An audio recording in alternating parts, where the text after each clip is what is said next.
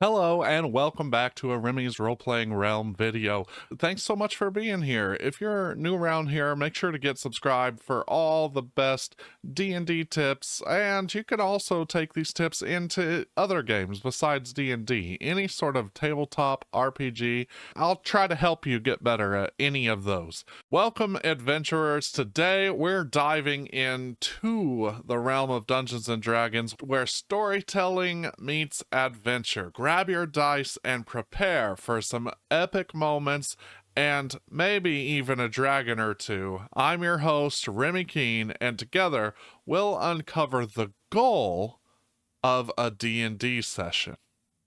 Number one is cooperative storytelling.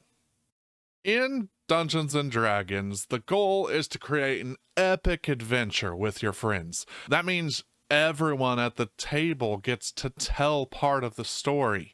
If you find yourself hogging the story or wanting it to go one way and your way only, that's not cooperative and collaborative. You really need to tell the story together. Let the other people take the reins sometimes. Let the other people at the table let their characters shine. Every person sitting around a Dungeons and Dragons table is there to enjoy the time and make it fun. You can make it fun for everyone by letting everyone participate in the storytelling. In my personal campaigns, the funniest moments of a game are where we all work together for someone else's goal. So in one of my adventures, we all went under this lake, and the lake had, a sunken ship and everything in it. It was actually it was probably a sea. It wasn't a lake, but the sunken ship had some armor in it that this character was really, really wanting to find. And one of the other PCs, one of the other players really wanted armor for his character because he thought he was squishy.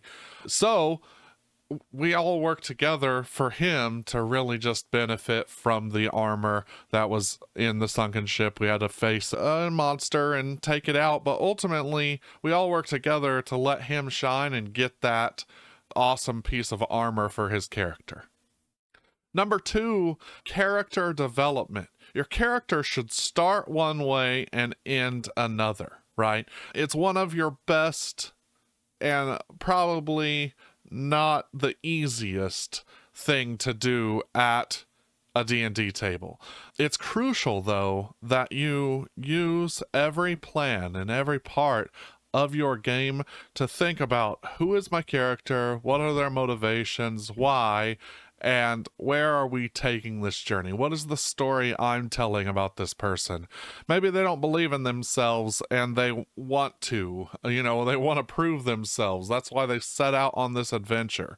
Maybe this is their first time ever venturing away from home, or maybe they just wanted to earn a living in their own way and not follow their parents' requests. So whatever it is about your character that makes them driven, they can decide to gain experience in certain things and progress themselves in the storytelling and the character development that you're doing. So, as you immerse yourself in the role of your character, in that just overall experience, gain something from your party. Look at the other people around you and how will my character learn something from this person?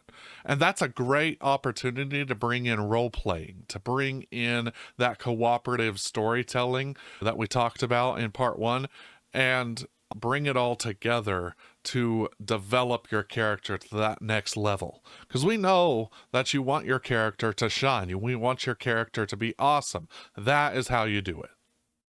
So this reminds me of a character flaw that I put into one of my characters, Jakael. You probably already heard this if you watched one of the other videos on the channel, but Jakael is a druid that is ashamed of using his magical abilities because of a certain way that he was treated in the past. So he acts more like a rogue instead of a druid, and he ended up having to level up in rogue when we leveled up instead of druid because he wasn't focusing on his druid abilities. He was more focused on what he could do, be sneaky and get away with things without having to cast.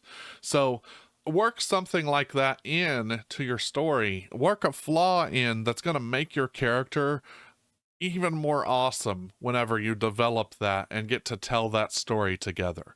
Creating a character that you love at the table is really going to beef that overall experience up. So I hope you do that. So D&D isn't just about slaying monsters and looting treasure, although that's definitely a bonus. It's also about flexing to problem solving and working together to solve a problem.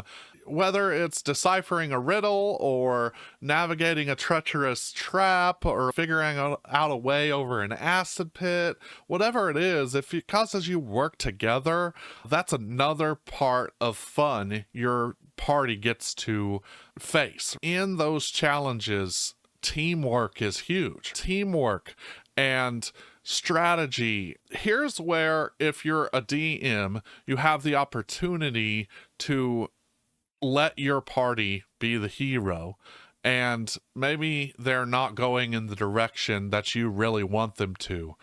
Well, they finally try this one little thing and you're like, oh yeah, that's it. Maybe that wasn't it the whole time, but eventually they kept trying and being creative, and as long as they're doing that, they're probably having fun. As a player, keep trying things. What would your character add next, or what would they try?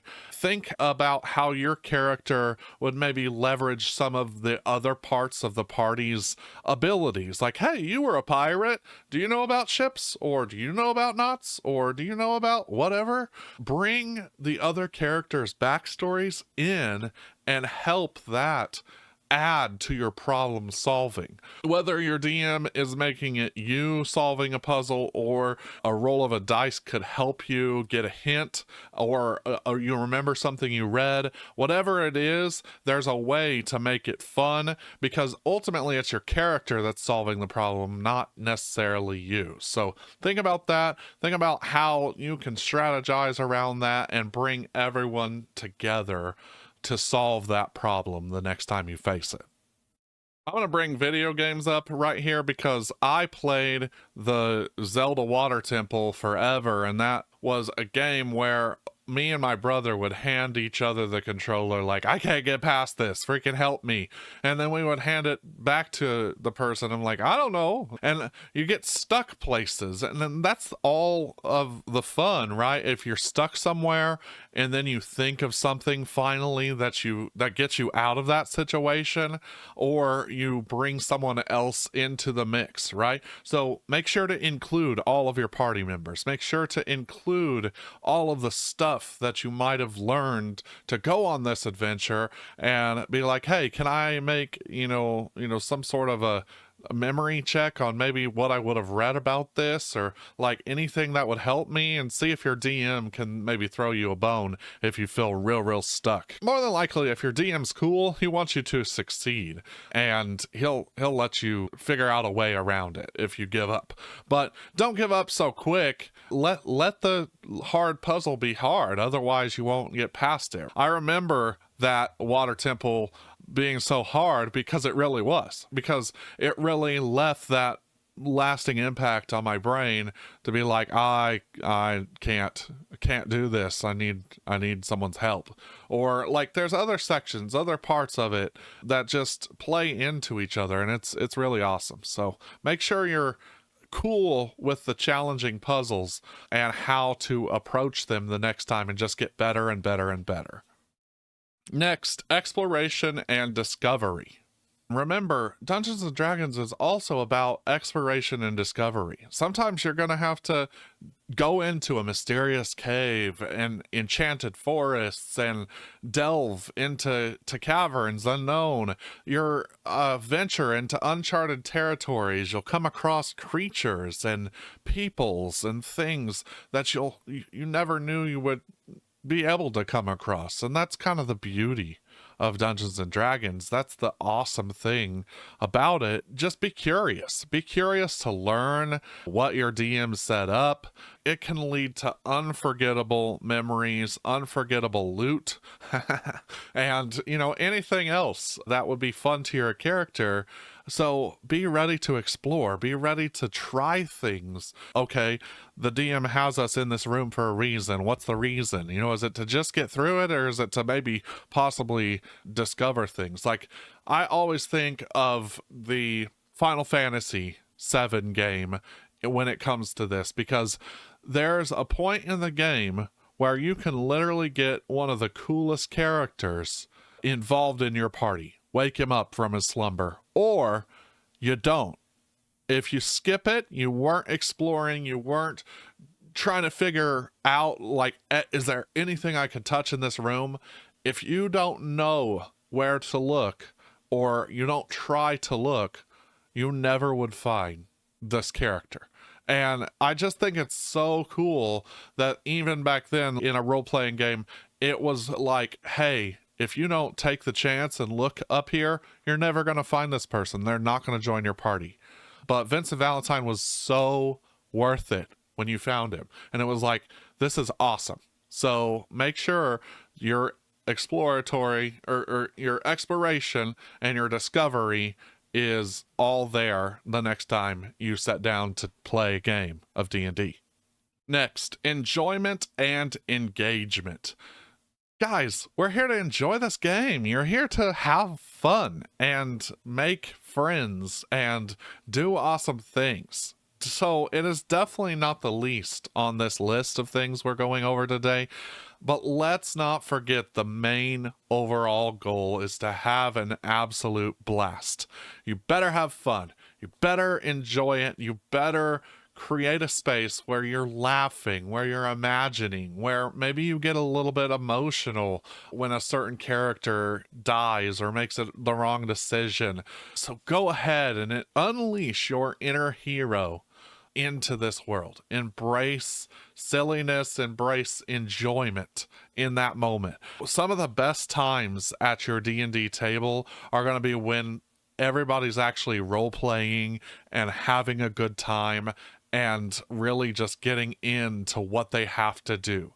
I remember a time where I was DMing an adventure for a bard, and basically the bard and his friends had to throw this party, and like some of them were security, some of them were this, you know, and ultimately the bard had to play a concert.